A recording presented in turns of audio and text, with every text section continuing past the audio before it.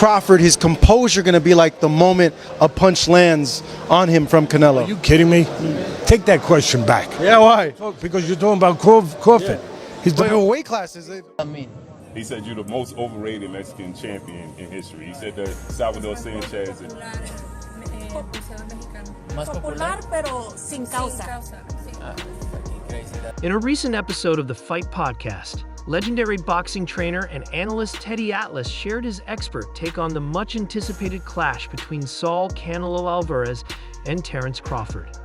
Known for his insightful breakdowns, Atlas explored the unique dynamics of this potential blockbuster fight, analyzing the strengths and challenges both fighters bring, highlighting their dominance in their respective divisions. Would be more ready, but we're not.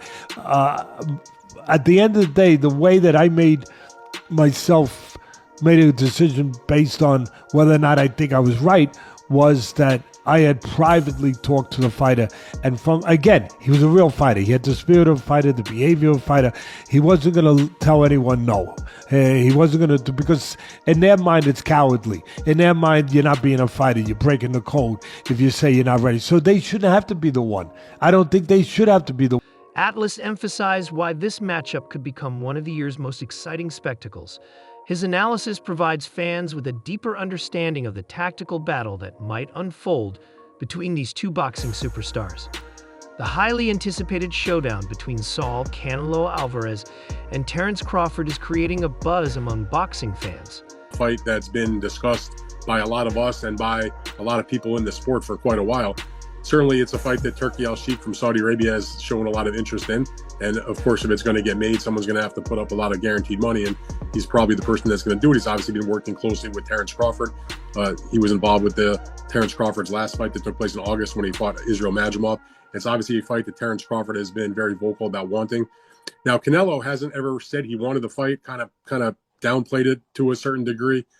But it wasn't that long ago. I don't know, maybe a couple of months ago, he was doing an appearance and he was asked about it and he didn't close the door on it. In the past, he sort of like closed the door on it. It was like, I'm not interested. He's like, listen, I'll talk to anybody and listen to what they have to say about the deal, any kind of deal. So in my mind, that sort of at least cracked open the door to have the conversation. Like he wasn't just saying, forget it in terms of working with Turkey or anybody else. So I think that Canelo is a smart person in terms of his. Expected to take place in late 2025. Possibly around Mexican Independence Day in September. The fight is rumored to be held at Allegiant Stadium in Las Vegas. This potential super fight pits two pound-for-pound champions against each other, with Canelo dominating the super middleweight division and Crawford aiming to leave his mark by conquering a third weight class. Once. Right. I'm saying, I started at 135. I'm just saying, like, say if Canelo was the champion at 147, to go up 168. Right in one jump. Yeah, in one jump. It's a big jump too. 21 pounds. It's a lot of weight.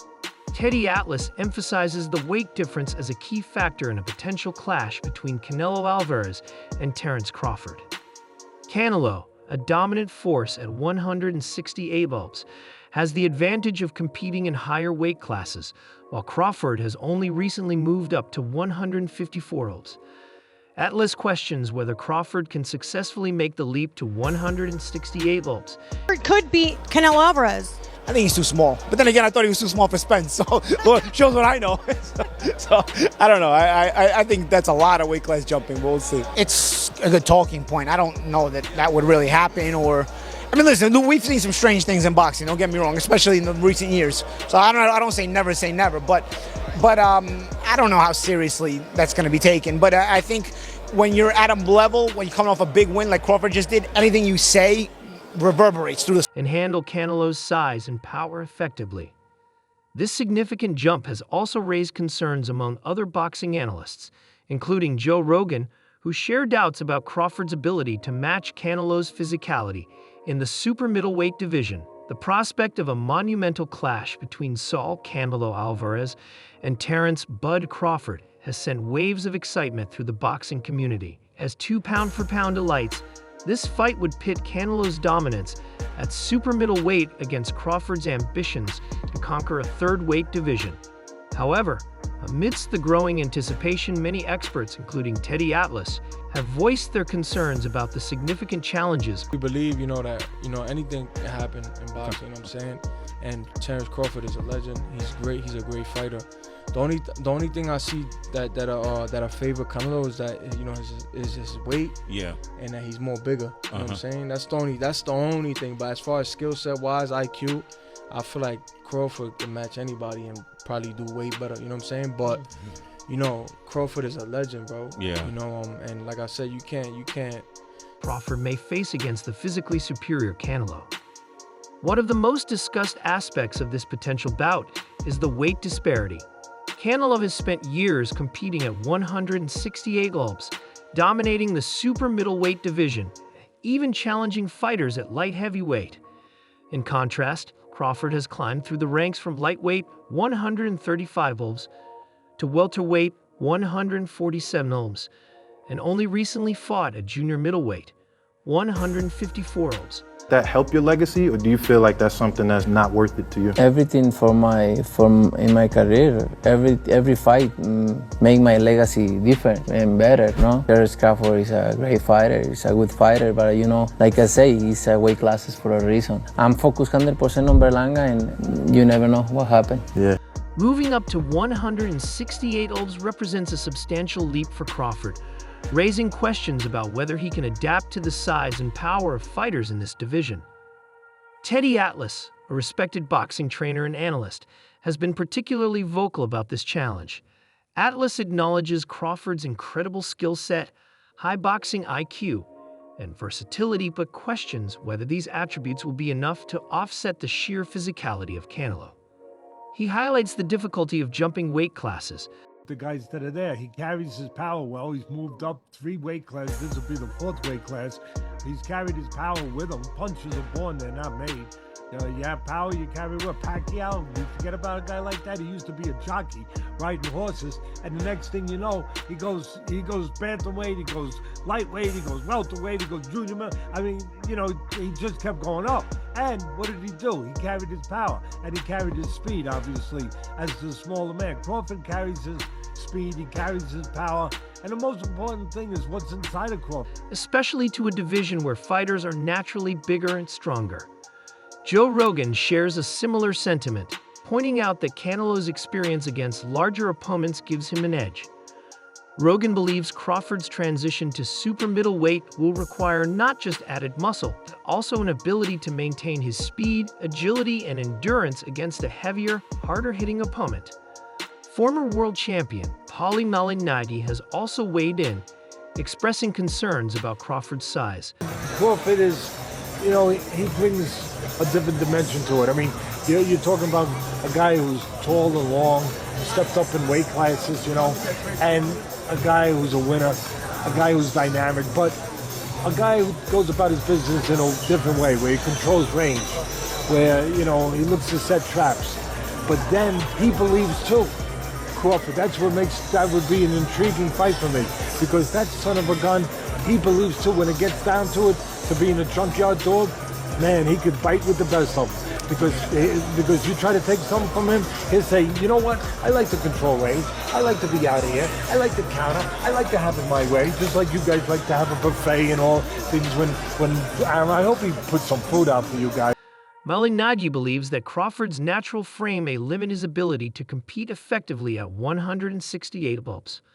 While Crawford has proven his adaptability in previous weight classes, Malignaggi argues that the significant jump to super middleweight might expose him to vulnerabilities he hasn't faced before. Hasn't ever said he wanted to fight, kind of downplayed it to a certain degree. But it wasn't that long ago, I don't know, maybe a couple of months ago, he was doing an appearance and he was asked about it and he didn't close the door on it. In the past, he sort of like closed the door on it. It was like, I'm not interested. He's like, listen, I'll talk to anybody and listen to what they have to say about the deal, any kind of deal. So in my mind, that sort of at least cracked open the door to have the conversation. Like he wasn't just saying, forget it, in terms of working with Turkey or anybody else. So I think that Canelo is a smart person in terms of his boxing, but also in terms of his business. And when he looks around at the landscape and he wants to make a huge amount of money, like all top fighters or any fighter for that matter, and he looks and sees, who can I fight where I can make the biggest score? Canelo's physicality at 168 Ulbs is no joke, Malignaggi stated. He's used to fighting guys who are naturally bigger and stronger, and that's a huge challenge for Crawford to overcome. Skill alone might not be enough. Despite these concerns, Malignaggi praises Crawford's exceptional ring craft and intelligence, noting that his ability to adjust mid-fight is second to none. At 168, Crawford just moved up to 154, and he had some trouble with that in that fight. Now, where do you plan on going? 164, 65, 66? Canelo ain't gonna come down to 160. Canelo ain't gonna come down, maybe 166 max if he accepts. I think Canelo wins that fight based on just the size, power and size. Now, skill-wise, I think Crawford's a better skilled fighter, but the difference in size will be the deciding factor, and that's why I'm not even a fan of that fight. I think Crawford has accomplished everything he had to accomplish from 140, 147, now 154. That's even greater for him. He wants to do something, collect belts at 154, he can attempt that. But there's no money in that compared to the Canelo fight. And Canelo is trying to fight other guys. However, he warns that Crawford's technical brilliance could be overshadowed by Canelo's ability to impose his size and power advantage. Super middleweight contender Edgar Berlanga also chimed in, emphasizing the difficulty of competing against someone like Canelo at 168 Ulbs. Berlanga, who has faced some of the top names in the division, highlighted Canelo's physical presence and devastating power. Canelo is not just a great boxer, he's a physical beast at 168, Berlanga explained. He knows how to use his size to his advantage. He's incredibly durable. Crawford will need to bring. The physically weaker guy has to rely on their IQ and skills more. People all of a sudden drop the IQ and skills of the bigger guy or the stronger guy. Because Terence Crawford has to rely on his IQ and skills more, it doesn't mean that his IQ and skills would trump Canelo's. People forget that Canelo Alvarez is almost as good skill-wise as Crawford. That is a question. When Canelo is going up these weight classes, he's able to do that because of his skill level. It's not like he's just a big, strong, dude. Canelo Alvarez is